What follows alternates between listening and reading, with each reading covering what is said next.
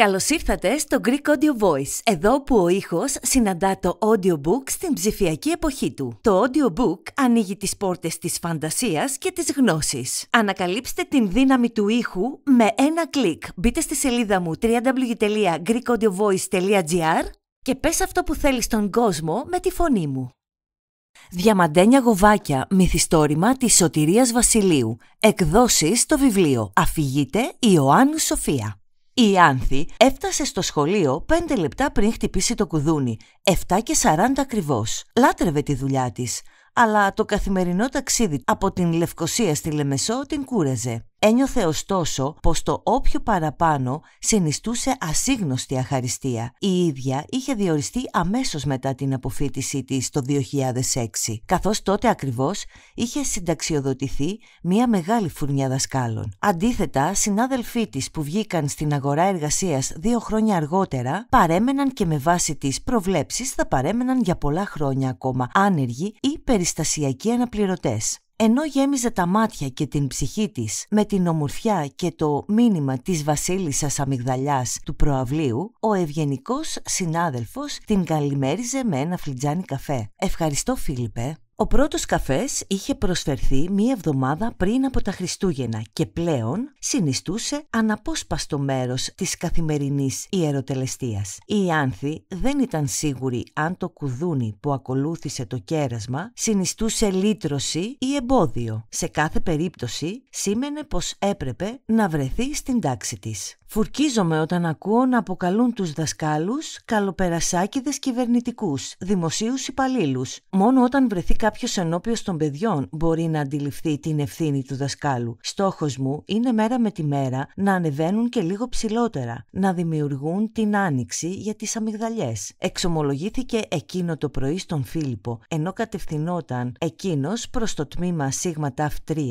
και εκείνη προς το Δ2. «Στέλλα Αγγέλου», φώναξε το πρώτο όνομα στο απουσιολόγιο της η Άνθη. «Απούσα, κυρία», είπε η Εβίτα από την τελευταία σειρά, ρίχνοντας μία φευγαλαία ματιά στην άδεια καρέκλα δίπλα της. Η νεαρή δασκάλα συνοφριώθηκε. Ήταν Παρασκευή. Η Στέλλα είχε απουσιάσει και την Πέμπτη και την Τετάρτη. Η Άνθη ήταν για 2η χρονιά υπεύθυνη της τάξης, αλλά για την Στέλλα ήταν η πρώτη απουσία. Μάλιστα, τον προηγούμενο χειμώνα, για 3 συναπτές ημέρες, πήγαινε στο σχολείο με πυρετό και σχεδόν άφωνη, απορρίπτοντας τις παρενέσεις για ξεκούραση. Ακόμα και ασθενής, την ώρα των μαθηματικών, εξελισσόταν σε κινητήριο μοχλό. 3 εβδομάδες αργότερα, στο Παγκύπριο Μαθηματικό Διαγωνισμό, θριάμβευσε. «Ξέρει κανείς αν συμβαίνει κάτι στην Στέλλα?» ρώτησε τα παιδιά η Άνθη. Σιγή ισχύος και ύποπτες ματιές, κυρίως ανάμεσα στα ζυζάνια του τμήματος. Στο διάλειμμα η δασκάλα φώναξε την Εβίτα. «Νομίζω πως κάτι έγινε με τον πατέρα της πάλι», άρχισε να εξηγεί κουμπωμένη η μικρή για να συμπληρώσει. «Εμένα δεν με νοιάζει ο μπαμπάς της. Εγώ νιώθω τη Στέλλα σαν αδελφή μου, κι ας λέει η μητέρα μου. Ούτε θέλω άλλη διπλανή». «Τι λέει η μητέρα σου, Εβίτα μου?» «Πως ο μπαμπάς της είναι στην φυλακή, πως είναι κοπέλα με προβλήματα, πως μπορεί να παρασυρθεί να με παρασύρει, με κακές παρέες. Φοβάται και για τις αρρώστιες». Δεν επέμενε περισσότερο η δασκάλα. Συνεχάρη όμως την μαθήτριά της για την στάση της. «Εβίτα, εσύ πάντα να κρίνεις τους ανθρώπους με βάση την δική του συμπεριφορά και αξία. Αξίζει να σου πω ένα μεγάλο μπράβο για το υπέροχο σαν αδελφή. Η Στέλλα είναι αξιοθαύμαστη για το κουράγιο της. Εσύ αξιέπαινη για την ανιδιοτελή φιλία σου και εγώ περήφανη για τις μαθήτριές μου. Κυρία, αν δεν έρθει ούτε τη Δευτέρα, θα έρθει. Θα την φέρουμε.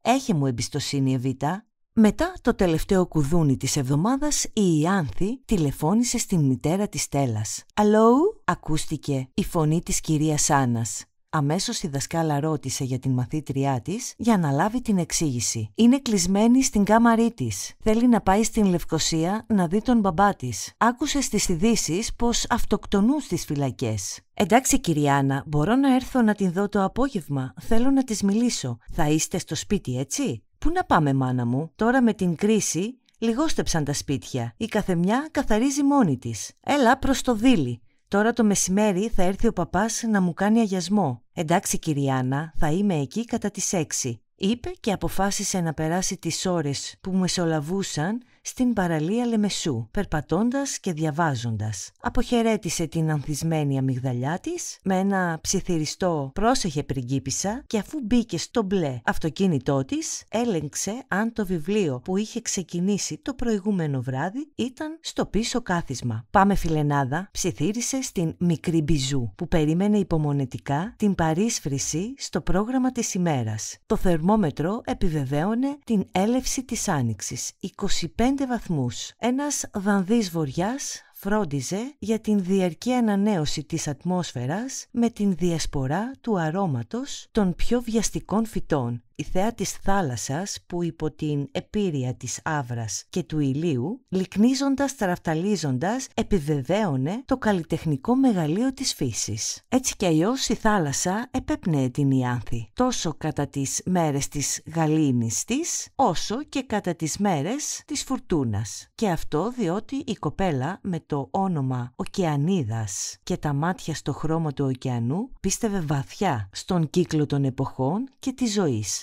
Η Άνθη, όπως η κόρη του θεού ωκεανού, αλλά και οι κόρες θεϊκών δημιουργών, του Βύρωνα και του Σέλεη. Η Άνθη, Τρίφωνος, κόρη των γονιών της, μάλλον κατά λάθος. Στα 7 της είχε ακούσει μια γειτόνισσα να λέει στην μάνα της κατά την απογευματινή μάζοξη: «Λάθος σου που έκανες μωρό με άντρα ανεπρόκοπο. Νόμιζα πως θα έβρισκα κατανόηση, αλλά τούτη είναι αλλιώτικη, άλλο πλάσμα. Μόνο να απαιτεί ξέρει. Τώρα θέλει να γραφτεί γαλλικά. Ποιος θα πληρώνει? Τι θα τα κάνει? Κάθε μέρα με φαρμακώνει. Ο Θεός να την φέρει στον καλό δρόμο». Ξεφύσηξε η μάνα της και ρούφηξε μία γουλιά βαρύ γλυκού καφέ. Εκείνη την δεκεμβριανή μέρα φυσούσε πολύ, αλλά η μικρή Ιάνθη όρμησε στο δρόμο χωρίς μπουφάν, αδιαφορώντας για το αγιάζι. Η παγερότητα του βοριά ήταν αμεληταία μπροστά στο καυστικό ψύχος των λόγων της μάνας της. Ενώ περπατούσε αφηρημένη, έπεσε πάνω στην δασκάλα των γαλλικών της, εκείνη στην οποία ήθελε να πάει για μαθήματα. Εν τέλει παρακολούθησε τα μαθήματα και μάλιστα δωρεάν. Υποτροφία ονόμασε η κυρία Ντόρα την προσφορά της. Ήταν η πρώτη υποτροφία της ζωής της, την οποία και δικαίωσε αριστεύοντας τις εξετάσεις. Το διαμάντι δεν είναι παρά το προϊόν της μακρόχρονης και πεισματικής προσπάθειας ορισμένων ανθρώπων να απαλείψουν το μαύρο μέρος της μοίρας τους. Ψιθύρισε νοηρά η Ιάνθη, μεγάλη πια, τους στίχους αγαπημένου ποιητή, σαν άμυνα στις αιχμηρές μνήμες που την κατέκλυζαν. Ίδιοι παρέμεναν οι καημοί του κόσμου, ίδια και τα βάσανά του. Αυθόρμητα η μνήμη φτερούγησε στις πλέον καθοριστικές για την εξέλιξη της στιγμής. Άλλωστε, οι πληγές παρέμεναν νοπές, παρά την άψογη επικάλυψη από την στυλπνότητα του αράγιστου διαμαντιού. Με μία απότομη κίνηση η Ιάνθη έριξε το βιβλίο της στην τσάντα, αφήνοντας το σελιδοδείκτη σταθμευμένο στη μέση. Η μικρή Μπιζού θα έμενε ημιδιαβασμένη για μία μέρα. Εκείνο το απόγευμα, πριν επισκεφθεί την μικρή Στέλλα, η δασκάλα αισθανόταν την ανάγκη να ανατρέξει στην μικρή Ιάνθη με μυαλό και καρδιά. Η πρώτη εικόνα της Ιάνθης από τον μπαμπά της, τον οποίο είχε να τη δει από την βάφτισή της, οπότε και είχε επιβάλει το παράδοξο όνομα για την νεοφώτιστη, ήταν να επιστρέψει από την φυλακή. Εκείνη ήταν τότε 3 χρονών και κάπου 30 κιλών. Εκείνος ήταν κάτιχνος και βρώμικος. Στο κεφάλι του περίμεναν την εκόλαψη μία απικία κόνιδες. Αλλά ο ίδιος δεν φαινόταν να ενοχλείται. Φτάνοντας, άφησε στην τσιμεντένια βεράντα του προσφυγικού σπιτιού μία κάθαρτη βαλίτσα, η οποία όταν άνοιξε αποκάλυψε ρυπαρά ρούχα σαν αποφόρια. Ωστόσο, παρά το χάλι του, ο μπαμπάς Μιχάλης κρατούσε στα χέρια του ένα πανέμορφο σκαλιστό αλογάκι, φτιαγμένο με πολύ αγάπη και προσμονή για την Ιάνθη. Η τελευταία ενθουσιάστηκε, καθώς η μαμά Ευθυμία ουδέποτε πρόσφερε δώρο, ούτε καν στις γιορτές. «Το άλογο μας εμάρανε. Το μωρό χρήματα θέλει για να μεγαλώσει». «Άχρηστα πράγματα», είπε κοιτώντας με δολοφονική περιφρόνηση το δώρο. Το μωρό πάντως χρειαζόταν και πολλά άλλα πράγματα για να αναπτυχθεί κανονικά. Και αυτό η Ευθυμία, που ήταν αδιάλειτα δύσθημη, ουδόλως το αντιλαμβανόταν. Όσο για τον μπαμπά με το αλογάκι, στην Ιάνθη φάνηκε καθόλου ιδιαίτερος. Καταρχήν δεν έμοιαζε με τους κακοποιούς που έδειχνε η ασπρόμαυρη τηλεόραση. Τις πρώτες ημέρες ήταν αξιολύπητος, σαν ένα αδέσποτο, άρρωστο γατάκι που προημερών είχε αναζητήσει καταφύγιο στην αυλή τους. Η Ιάνθη έκλαιγε να του δώσει γάλα, αλλά η Ευθυμία εξφεδώνησε το δύσμυρο πλάσμα στο άρτη ασφαλτωμένο δρόμο. Δεν τολμούσε να πράξει αναλόγως με τον Μιχάλη, αν και θα το ήθελε. Δεν φοβόταν. Φυσικά, τον χλεμπονιάρη σύζυγό της, αλλά τη γλώσσα του κόσμου, την υπόνοια της ύπαρξης εραστή. Η Ευθυμία η ατρόμητη, ακόμα και με τα φίδια, έτρεμε τις φήμες. «Πάρε διαζύγιο να ησυχάσουμε και οι δύο», θα της έλεγε λίγο μετά τα 10 γενέθλιά της η Ιάνθη. Η Ευθυμία έγινε ταύρος μενόμενος. Και τι να πούν, πως η μάνα σου έπιασε φίλο? Γιατί νομίζεις πως κάνω υπομονή τόσα χρόνια? Έκανα εσένα να έχω ένα στήριγμα. Για σένα βασανίζομαι. Σιγά μην έλεγαν πως έχεις φίλο. Ο άντρας δεν θέλει τύρανο, αλλά γυναίκα. Αφού ήθελε στήριγμα και παρέα, ας αγόραζες μπαστούνι και σκύλο. Ας πήγαινε σε ψυχιατρίο, απάντησε η Ιάνθη με την έμφυτη ετυμολογία της παροξημένης από το ζύγωμα της εφηβείας. Και ακολούθως όρμησε έξω με τα Walkman να πλημμυρίζουν την ψυχή της με το βιβαλτικό χειμώνα. Η σύνθεση της υπενθύμιζε πως έπρεπε να εργαστεί σκληρά ώστε να φτιάξει την άνοιξή της. Οπωσδήποτε, τις μέρες που ακολούθησαν εκείνην την αποφυλάκηση, την πρώτη επί Ιάνθη και τρίτη από ενηλικιώσεώς του, ο Μιχάλης κοιμόταν υπερβολικά, έτρωγε λιμασμένα και έλεγε τις λίγες λέξεις του χαμηλόφωνα. Η Ευθυμία, ως συνήθως, κοιμόταν με τις κότες, ξυπνούσε με τα κοκόρια, έτρωγε λιμασμένα και μιλούσε εκοφαντικά. Σπάνιος ισχύος φωνή, ζωντάνευε νεκρούς και νέκρωνε ζωντανούς. Επίσης ο Μιχάλης ήταν ανησυχητικά ανήσυχος, τόσο στον ξύπνιο του όσο και στον ύπνο. Τις ώρες της ανάπαυσης μάλλον έβλεπε φιάλτες, διότι ήταν στιγμές που στριφογύριζε ή εκτινασόταν έντρομος και κάθιδρος. Κάποτε έλεγε κάτι σαν «Όχι, όχι το μωρό, δεν φταίει, μην το πειράξετε». Η Ιάνθη τον έβλεπε και τον άκουγε νυχθημερών, καθώς ο μπαμπάς δεν πλάγιαζε με την μαμά, αλλά στον καναπέ. Ουδέποτε η κόρη είδε τους γονείς να κοιμούνται μαζί, όπως έκαναν οι γονείς στην τηλεόραση,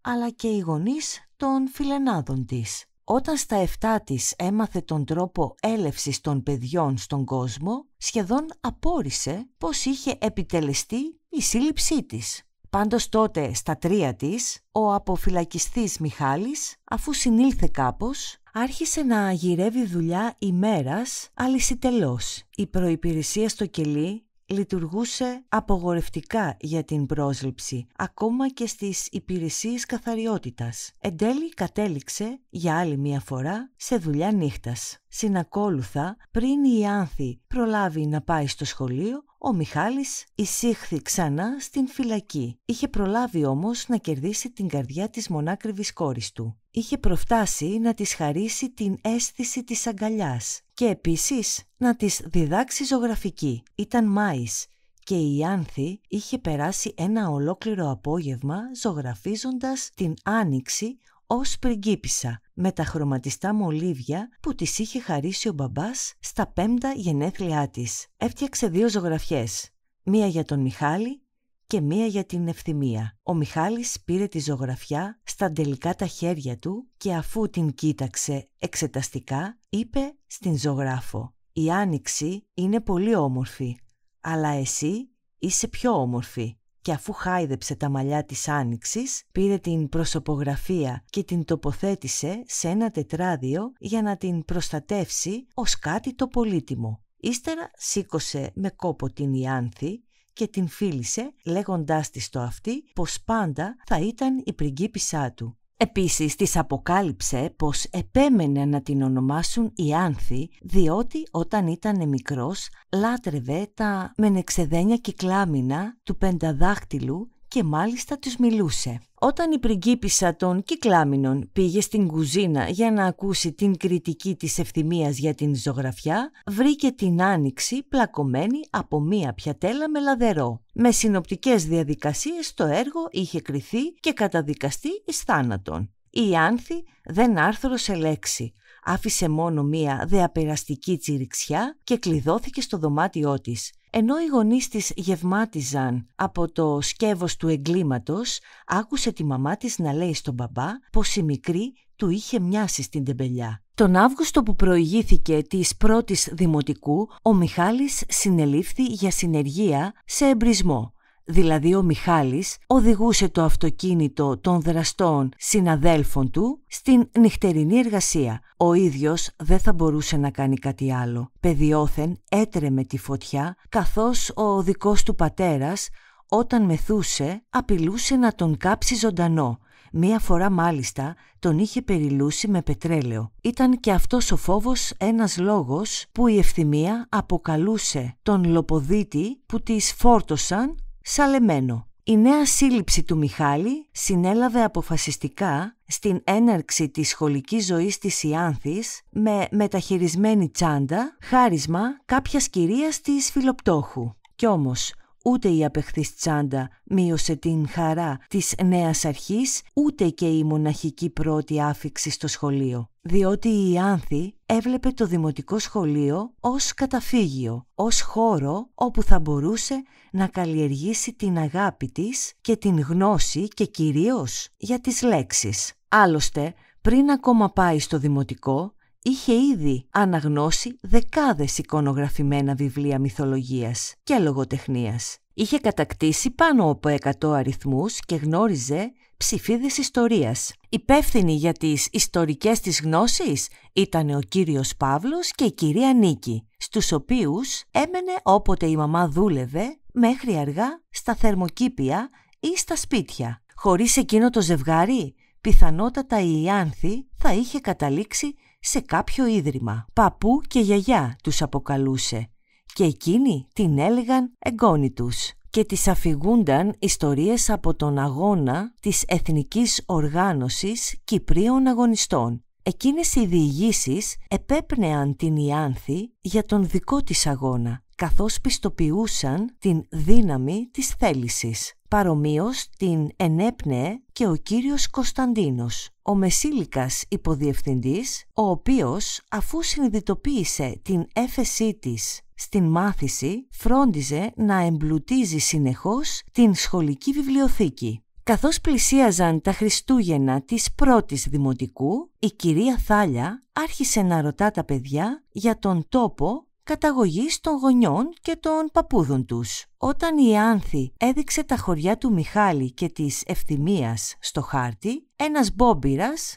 πρόβαλε δημόσια ένσταση. «Κυρία Θάλια, η Ιάνθη μας λέει ψέματα. Ο μπαμπάς της είναι στη φυλακή. Όταν λείπει, όπως τώρα, πάει και τον βλέπει». Η δασκάλα έμεινε άναυδη. Κάποιοι ξεκαρδίστηκαν στα γέλια, ενώ ο μπόμπυρας χασκογελούσε σαν ήρωας της αλήθειας. Η Ιάνθη αναλύθηκε σε κλάματα και βγήκε από την αίθουσα, με όση ταχύτητα της επέτρεπε το περίσσιο βάρος σε κιλά και ντροπή. Ντροπή σαν μια ζωφερή οπή για τον μπαμπά, που εκείνη τη στιγμή της φάνταζε σαν τέρας. Εκείνος ο κακός δράκος και εκείνη ένα ράκος. Ήταν η πρώτη και η τελευταία φορά που η Ιάνθη επέτρεψε στις βρύσες των ματιών της να αναβλήσουν σε κοινή θέα. Εκείνο το άφεγγο βράδυ, αφού μούλιασε το μαξιλάρι της με τις εκκρίσεις της πίκρας και της οργής, ορκίστηκε πως δεν θα έδινε ξανά στον οποιοδήποτε το δικαίωμα να την χλεβάσει ή να την ικτρίσει. Ο Μιχάλης εξήλθε από την φυλακή με χάρη όταν η Ιάνθη πήγαινε πλέον στην τρίτη δημοτικού. Εν τω μεταξύ, στις εκθέσεις της, η μορφή του πατέρα ήταν ένα εξειδικευμένο κράμα της προσωπικότητας του Μιχάλη, του κύριου Παύλου και του κύριου Κωνσταντίνου. Ήταν ο πατέρας που ονειρευόταν η Ιάνθη, ποιητής, στοργικός και αδιάλειπτα παρών. Οι δάσκαλοι που γνώριζαν την ιδιόμορφη κατάσταση απορούσαν με την μυθοπλαστική ικανότητα και την προσαρμοστικότητα του μικρού κοριτσιού. Πράγματι, η Ιάνθη ήταν προσαρμοστική. Μέρος αυτής της προσαρμογής αποτέλεσε και το παιχνίδι των μοναχικών διαλόγων. Η μαμά της έλεγε πως παραμιλούσε, πως είχε αποτρελαθεί. Για την Ιάνθη δεν είχε σημασία αυτή η γνωμάτευση.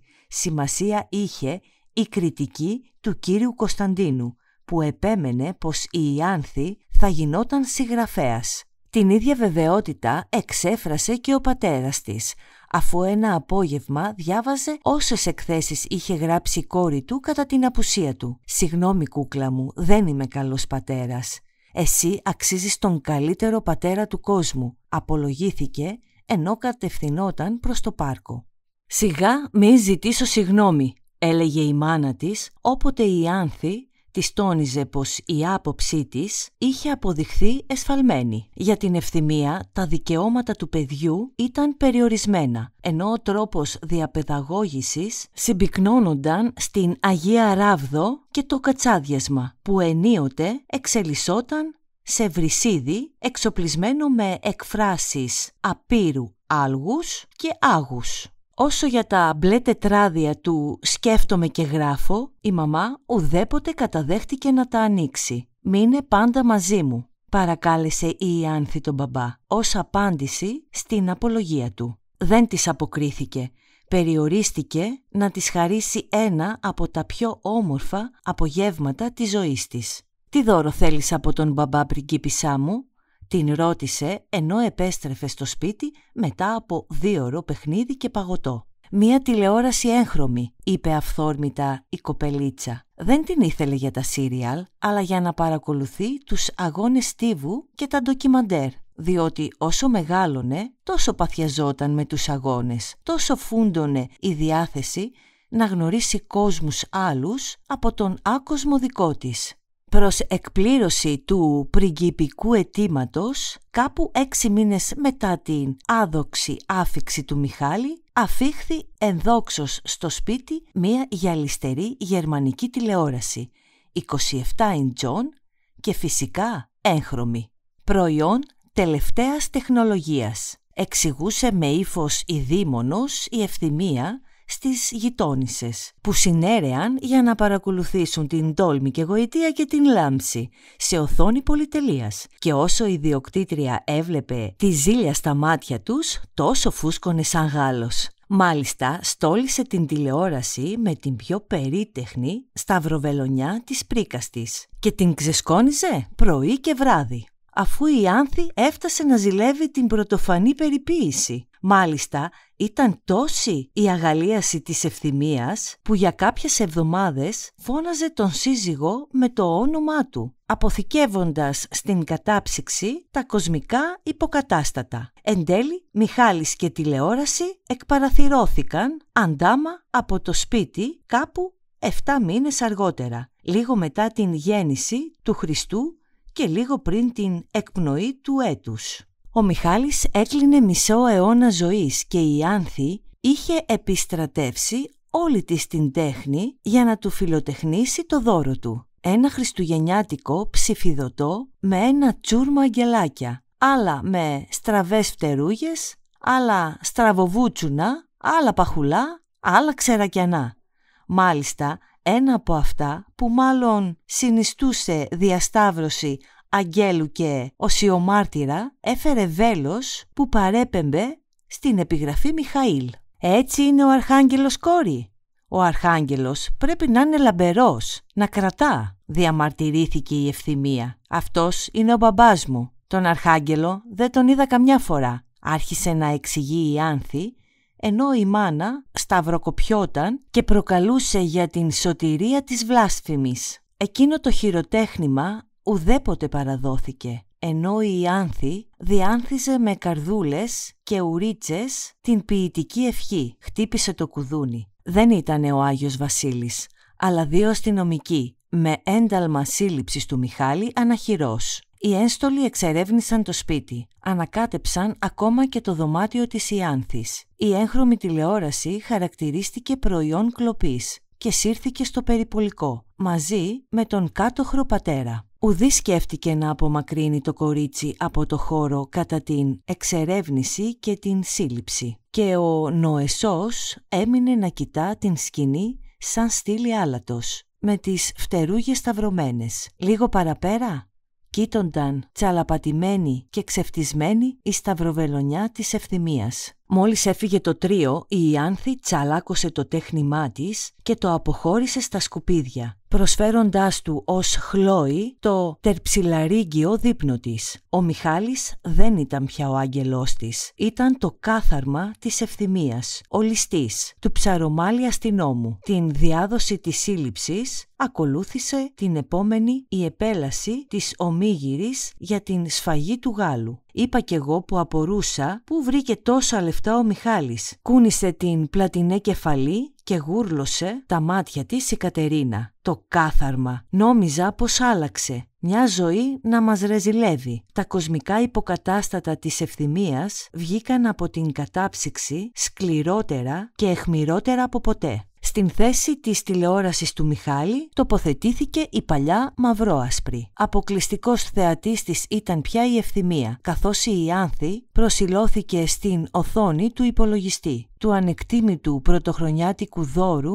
του Παύλου και της Νίκης. «Στην εγγονή μας, για τα πρωτιά της», έγραφε η κάρτα που της έδωσε ο υπάλληλος της μεταφορικής. Η εγγονή επέλεξε να περάσει την ημέρα της πρωτοχρονιάς με την γιαγιά και τον παππού, ακούγοντας τις ιστορίες τους και προσφέροντάς τους τις αρτιγέννητες δικές της. Η σύλληψη του Δεκεμβρίου του 1993 σήμαινε την απώλεια της πίστης της Ιάνθης στους αγγέλους. Τα παραμύθια και τον Άγιο Βασίλη συλλήβδην. Επίσης, η κοπελίτσα συνειδητοποίησε πως όπως ο μπαμπάς της δεν έμοιαζε με τους παράνομους των ταινιών, έτσι και οι αληθινοί αστυνόμοι δεν έμοιαζαν με τον φωσκολικό αστυνόμο Θεοχάρη, που εσχάτως είχε χρηστεί ήρωας της Ευθυμίας. Απαρέγκλητος σκοπός της Ιάνθης ήταν πια η ανάπτυξη των δικών της φτερών, καθώς μόνο με αυτά θα μπορούσε να πετάξει στις κορυφές και τους γαλαξίες που ονειρευόταν. Η ίδια η δικαίωση της έμπρακτης καλοσύνης των ξένων περνούσε μέσα από την επιμονή στην ανάβαση. Κατά την τετραετία που ακολούθησε, η Ιάνθη δεν επισκέφτηκε τον Μιχάλη στην φυλακή ούτε μία φορά. Παρά την επίμονη άρνηση και την σιγή, ο Μιχάλης της έστειλε δώρο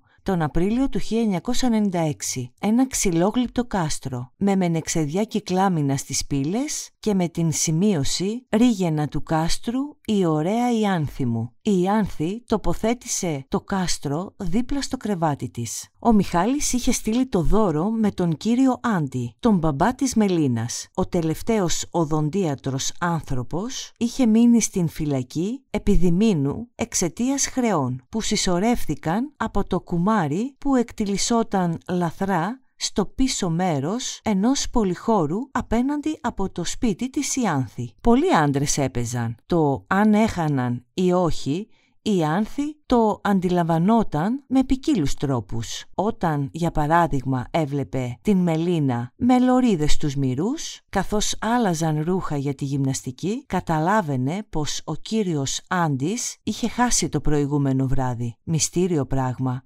αφού ο κύριος Άντης ήταν τόσο καλός οδοντίατρος. Ουδέποτε πόνεσε την Ιάνθη όταν επιθεωρούσε ή και διόρθωνε τα δόντια της. Μάλιστα, αρνιόταν να πάρει χρήματα από την Ευθυμία για τις υπηρεσίες του. Το κουμάρι κάποτε η Ιάνθη το φανταζόταν ως κακό μάγο, που φύρενε τη μορφή και την καρδιά των ακολούθων του. Το έλεγε και η μάνα της όταν επιθεωρούσε το φλιτζάνι της γιατρίνας, μαμά της Μελίνας. «Σας κάναν μάγια, Ανδριάνα μου. Σας έφαγε το μάτι να φοράει κάτι ανάποδα πάνω του. Αν και οξύθυμος, ο Μιχάλης ουδέποτε χτύπησε την Ιάνθη. Ήταν κι αυτός ένας από τους λόγους που το κορίτσι αγαπούσε ανυπόκριτα τον μπαμπά. Ο τελευταίος θεριμάτιζε κάποτε πράγματα, αλλά εκείνη την πρόσεχε, όπως είχε κάνει και με εκείνη την ζωγραφιά της Άνοιξης, όπως θα έπρεπε να είχε κάνει και με την ζωή. «Στο γοβάκι σου», έγραφε, «θα παραδοθείς.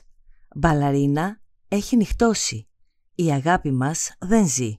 Είχε σημειώσει το καλοκαίρι προ-συλλήψεως και προ-δημοτικού σε ένα απλήρωτο λογαριασμό ρεύματος. «Τι σημαίνει, μπαμπά, αγαπούσες κάποια μπαλαρίνα?» τον ρώτησε η μικρή. «Μπαλαρίνα όπως λέμε ζωή, Ιάνθη. Εσύ μην προδώσεις την μπαλαρίνα, εντάξει?» Η Άνθη, αν και δεν συνέλαβε το ακριβές νόημα, πήρε τον λογαριασμό με τους στίχους και τον έκρυψε στους θησαυρούς της. Όταν τους έκοψαν το ρεύμα, πατέρας και κόρη γελούσαν, καθώς ο ένας είχε καρφωθεί τα χρήματα και ο άλλος τους στίχους. Ως υπότης ο Μιχάλης την κάλυψε. Εξήγησε πως είχε πάρει τα χρήματα και έχασε το χαρτί, ενώ η Ευθυμία θρηνούσε για την μαύρη μοίρα της που την έριξε στον άχρηστο. Λίγες μέρες αργότερα η Ιάνθη άκουσε τον ποιητή της μπαλαρίνας να ψιθυρίζει. «Πάνω στην άμμο την Ξανθιά γράψαμε το όνομά της. Με τι καρδιά, με τι πνοή, τι πόθους και τι πάθος πήραμε την ζωή μας.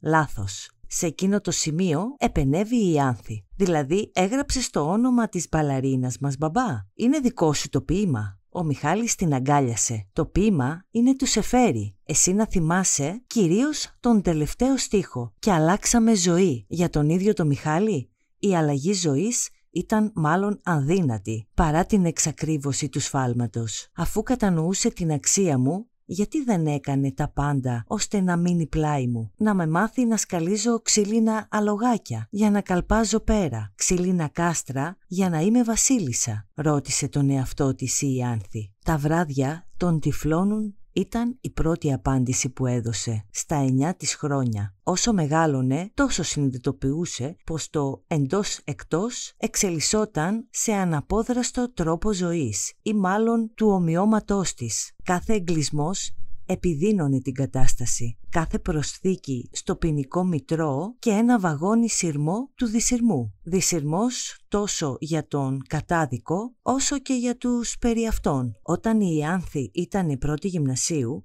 ο Μιχάλης απολύθηκε, χειρότερα από ποτέ. Ο κύριος Άντης είχε πει εμπιστευτικά στην Ευθυμία πως ο Μιχάλης έτρωγε πολύ ξύλο. Δεν καταλάβαινε η Ιάνθη, αφού στην φυλακή υπήρχαν αστυνομικοί με καθήκον την τήρηση της τάξης. Πώς γινόταν να επιτρέψουν στους άλλους να βασανίζουν τον πατέρα της? Πώς γινόταν να τον εγκλείουν στη φυλακή για να τον σοφρονήσουν και να απολύεται μάλλον παράφρον? Ενώ στο τέλος της χρονιάς η Άνθη αρίστευε και πρότευσε, ο Μιχάλης κατρακυλούσε στην σκάλα της παραφρόνησης. Εκείνο το καλοκαίρι έφτασε στο σημείο να κάνει άνω κάτω το σπίτι, ακόμα και το ντουλάπι της Ιάνθης, για να ανακαλύψει χρήματα και τη μαλφή. Λία της δράσης ο βαφτιστικός σταυρός της κόρης του, ο οποίος κατέληξε στο ενεχειροδανιστήριο. Η Ευθυμία, μετά από πολύ ωρή συζήτηση με την φιλόλογο της Ιάνθης και παραβολή της ευθύνης της, κατέθεσε αίτηση διαζυγίου και άλλαξε κλειδαριά. Ωστόσο ο Μιχάλης δεν δίστασε να σπάσει την κλειδαριά, ώστε να ελεηλατήσει ξανά τα ντουλάπια. Η διάρρηξη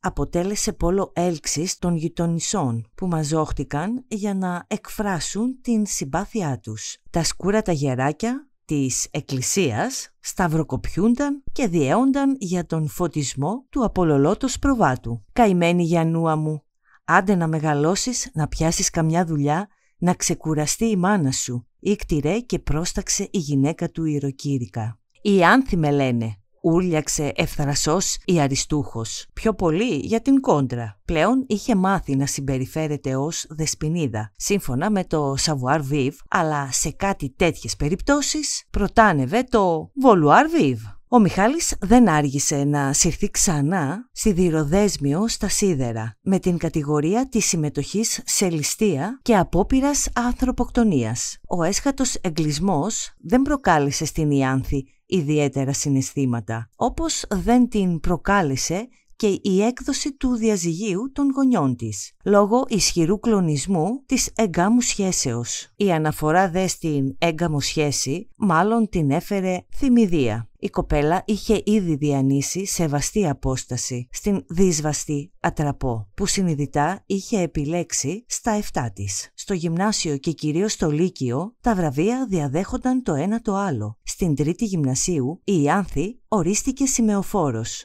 όπως και στην τρίτη λυκείου. Τον Ιούνιο του 2002, στην τελετή αποφοίτησης, εκφώνησε τον αποχαιρετιστήριο λόγο. «Ήσουν συγκλονιστική. Για τους καθηγητές δεν υπάρχει αγλαότερη τιμή από την διάπλαση αριστών μαθητών με αδαμάντινο ήθος. Είμαι βέβαιος πως θα ανέβεις πολύ ψηλά και πως θα εμπνεύσεις και άλλους να πορευθούν στα χνάρια σου», της είπε δακρυσμένος ο διευθυντής. Η συστατική επιστολή του τελευταίου προς το Ίδρυμα Κρατικών Υποτροφιών συνέλαβε αποφασιστικά στην εξασφάλιση της απαραίτητης οικονομικής χορηγίας. Μετά την Αλγιδόνα, η Εφροσύνη. Αλγιδόνα, ακόμα και εμβόλυμη ως σφήνα στην Εφροσύνη. Οδύνει ακόμα και τις ώρες της ασύγκριτης ειδονής των έκπαλγων διακρίσεων. Άλγος, διότι ουδέποτε η ευθυμία συναισθάνθηκε την σημασία των αθρώων επιτυχιών της κόρης της. Ο δικός της κώδικας αξιών ήταν αλλιώτικος. Ακόμα και τα χρηματικά έπαθλα που συνόδευαν τα βραβεία τα αποκαλούσε βοηθήματα. Η Άνθη στην αρχή προσπαθούσε να τις εξηγήσει.